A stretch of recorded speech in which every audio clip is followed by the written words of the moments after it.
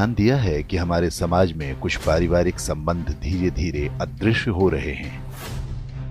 पहले हर बच्चे के माता पिता के अलावा चाचा, ताऊ, बुआ, मामा, मौसी जैसे ढेरों रिश्तेदार हुआ करते थे, लेकिन अब ये सभी मानो विलुप्त प्रजाति होते जा रहे हैं। भारतीय परिवारों में रक्त के कुल 5 रिश्ते समाप्त होने की कगार पर हैं। 1-2 पीढ़ी बाद संभवतः ये सभी संग्रहालय में सजा दिए जाएंगे। केवल अंकल और आंटी बचेंगे। इसे इस तरह समझा जा सकता है, यदि किसी दंपत्ति के 2 पुत्र और 2 पुत्री हैं, तो उनके सभी 5 रिश्ते यानी ताऊ, चाचा, बुआ, मामा और मौसी होंगे। यदि 2 पुत्र हैं लेकिन पुत्री एक ही है, तो उनकी जो संतानें होंगी उनकी कोई मौसी नहीं होंगी। माँ के बाद बच्चों की कोई सबसे सगी महिला होती हैं, तो वो मौसी ही होती हैं।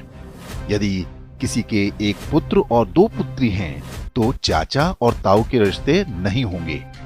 यदि 1 बेटी और 1 बेटा है, तो उनकी संतानों का न तो कोई चाचा होगा, न ताऊ, न मौसी।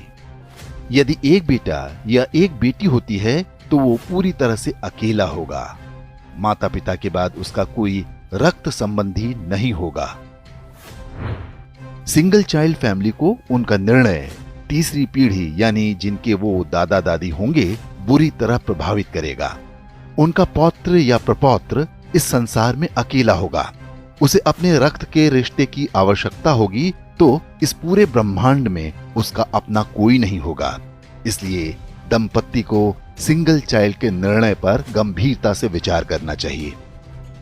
ये न केवल हमारे बच्चों को एकाकी जीवन जीने को विवश करेगा, बल्कि हमारी हिंदू परिवार व्यवस्था को भी नष्ट कर देगा। पश्चिमी देशों में सिंगल चाइल्ड पॉलिसी भारत से पहले आरंभ हो गई थी। वहां पर इसके भयावह परिणाम सामने आने लगे हैं। ब्रिटिश विद्वान डेविड सेलबॉर्न ने एक पुस्तक लिखी है जिसका नाम है द लूजिंग बैटल विद इस्लाम। इसमें बताया गया है कि पश्चिमी समाज पर इस्लाम का अधिकार होता जा रहा है और इसका सबसे बड़ा कारण एक शक्तिशाली परिवार व्यवस्था का अभाव है।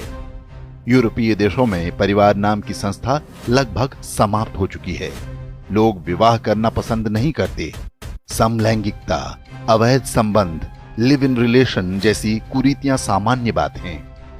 उन समाजों में ऐसे बच्चों की संख्या बढ़ती जा रही है जिन्हें नहीं पता होता कि उनके पिता कौन हैं। बूढ़े माता पिता को घर में रखने को कोई तैयार नहीं। ओल्ड एज होम में उनका बुढ़ापा बीतता है। यूरोपीय देशों में आज राजनीतिक दल परिवार को बचाने का वादा अपने चुनावी घोषणा पत्र में करने लगे हैं। ऑस्ट्रेलिया में तो फैमिली फर्स्ट नाम से एक राजनीतिक दल भी बन गया है।